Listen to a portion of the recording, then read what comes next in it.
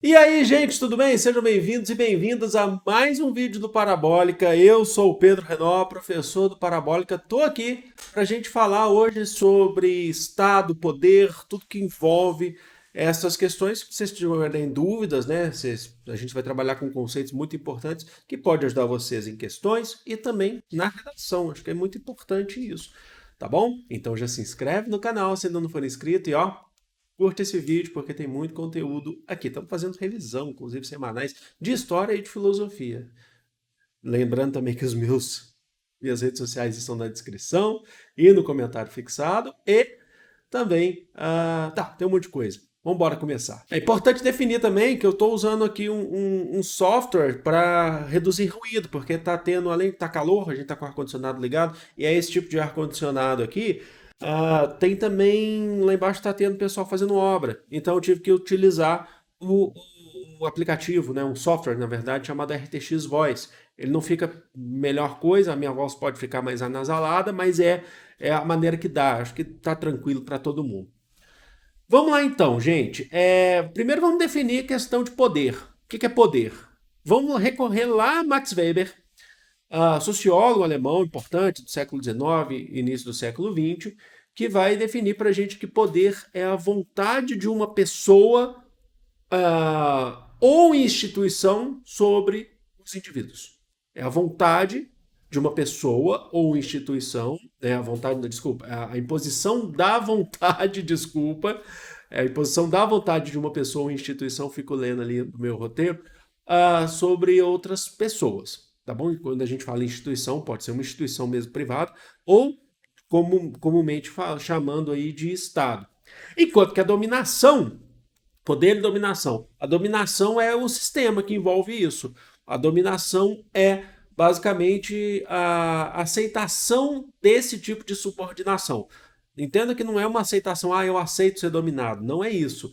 Mas é o processo que leva, tá? Que leva ao exercício desse poder sobre as outras pessoas, tá bom? Ainda em Max Weber, ele define aí três tipos de dominação para a gente. A dominação legal. Legal é porque é legalista, é legalizada, tá? É pela lei. Exercida pelo Estado, certo? Daqui a pouco a gente vai falar um pouco mais de Estado. Ele tem a legitimidade de dominar, a legitimidade de fazer o domínio, de dominar, independente de como que esse Estado, como que esse poder ou governo foi escolhido dentro desse Estado. Existe a dominação tradicional e essa é pela questão dos costumes, da cultura, por exemplo, em uma sociedade da cultura do patriarcalismo, né? A dominação do homem sobre a família, a dominação dos homens sobre as mulheres, que é uma dominação tradicional. O fato da gente falar da dominação não significa que tem que ser aceito, tá? Isso que é importante, tá? Porque não deve, na verdade, não, nesse caso, não se deve aceitar.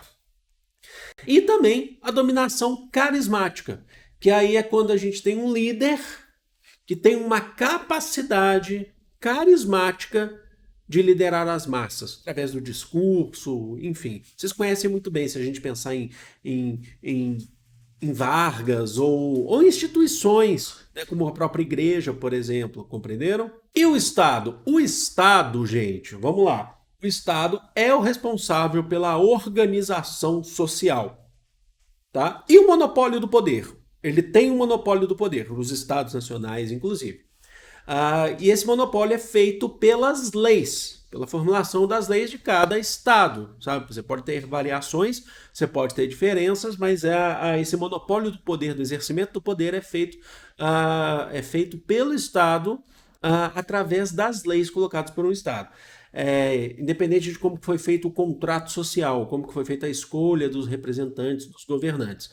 Os primeiros estados nacionais, que são os estados nacionais modernos, para a gente ter noção, para a gente falar agora de estados nacionais modernos, eles surgiram nos séculos primeiros, no século XIV, XV, 14 e 15, na verdade, né? Seguindo aí Portugal, Espanha, depois vem França, França, Inglaterra, Países Baixos e por aí vai. E já que a gente falou de Estado, vamos entrar nas teorias dos contratos sociais que a gente explora pra caramba aqui no canal, a gente já falou muito disso aqui. Por exemplo, lá no século XVII, um dos teóricos do antigo regime, do absolutismo, Thomas Hobbes, ele fazia uma defesa do Estado absolutista, que é um monarca, um déspota, um governante que governa, inclusive, acima das leis, porque ele falava pra gente que antes da organização social, dessa organização da formação da organização civil, a gente vivia em um estado de natureza. Esse estado de natureza é um estado sem leis, sem governo,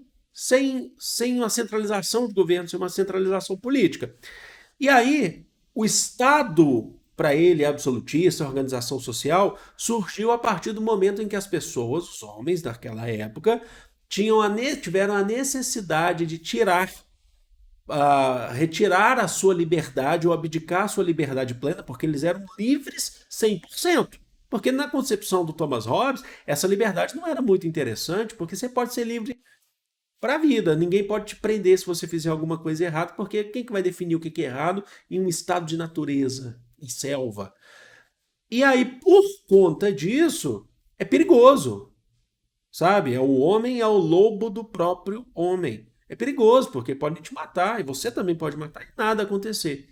E daí vem a necessidade da escolha de um representante, que na concepção dele, a gente já falou mais de 1000 vezes aqui, é o Leviatã, o déspota, o rei absolutista, que vai governar e fazer as leis. Ele representa, inclusive, o povo e faz as leis. É ele que faz. Mas existem outros contratualistas, vocês sabem muito bem disso. A gente chega ainda no século XVII, mas já com um dos pais do iluminismo, o John Locke. John Locke diz que esse estado de natureza, o mesmo que o Hobbes falou, para o John Locke é um pouco diferente. Ele também é perigoso porque ele não tem lei, certo? Mas para o John Locke existem direitos naturais, que é a jus naturale, e são inalienáveis, ninguém pode te retirar, que são direito à vida, de viver, ninguém pode te matar, direito à propriedade e o direito à sua liberdade. E o John Locke fala, é preciso ter uma organização social, um Estado estabelecido que coloque as leis para garantir a manutenção desses direitos naturais. Porque no estado de natureza a gente não consegue garantir, porque as pessoas podem fazer guerra. Inclusive é um estado de guerra também.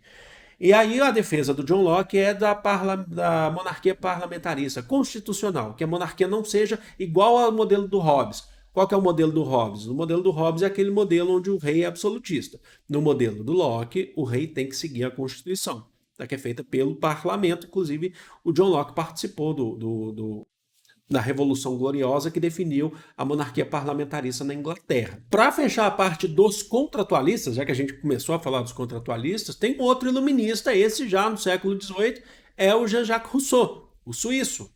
Jean-Jacques Rousseau.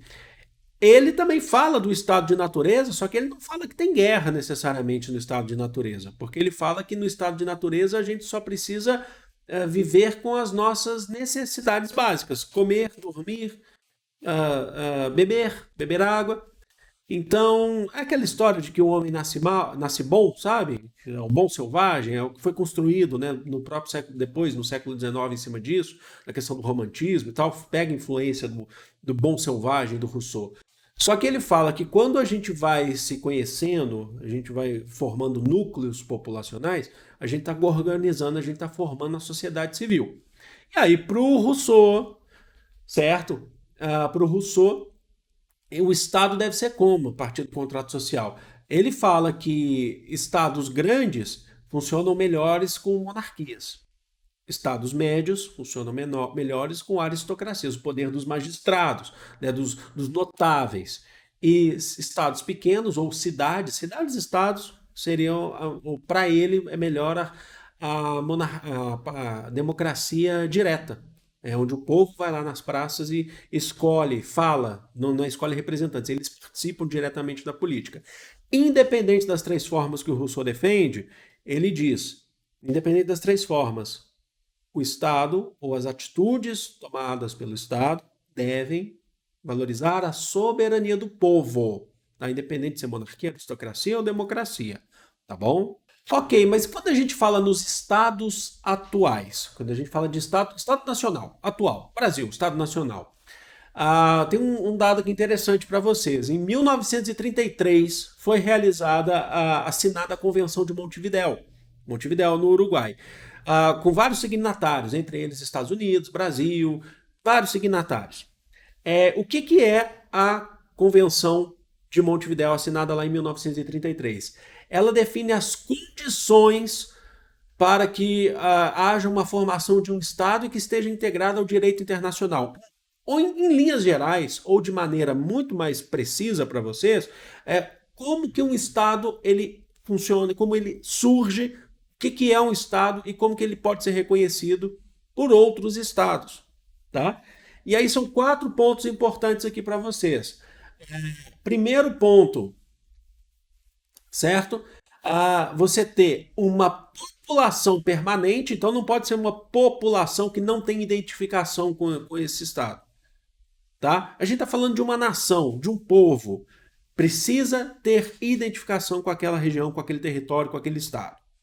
Tá? Tem que ser permanente. Não pode ser, por exemplo, a maioria, por exemplo, de refugiados, por exemplo. Tem que ter uma população que tenha raízes ali. Certo? Esse é um ponto importante. É preciso ter território, logicamente, é preciso ter o território delimitado, inclusive então, um mapa, né, a questão política. É preciso ter um governo que seja reconhecido pela nação, seja reconhecido por esse povo, e é preciso ter a capacidade diplomática de lidar com outros estados que o reconheçam. Então, esses são os 4 pontos: população, território, governo e a capacidade diplomática de lidar com outros estados que o reconheçam. Isso funciona na prática 100%? De maneira alguma, não funciona 100%. Existem nações que não têm Estado. E que têm essas condições ou a capacidade de garantir essas condições na formação do Estado, mas não têm Estado. Vamos só para definir aqui. Nação é um povo ligado a traços étnicos ou culturais. O Brasil é uma nação. Nós somos ligados muito a traços culturais, étnicos também, mas nós temos a identificação com várias etnias, certo? Por conta da formação do nosso povo. É o povo brasileiro, que o Darcy Ribeiro lá falava.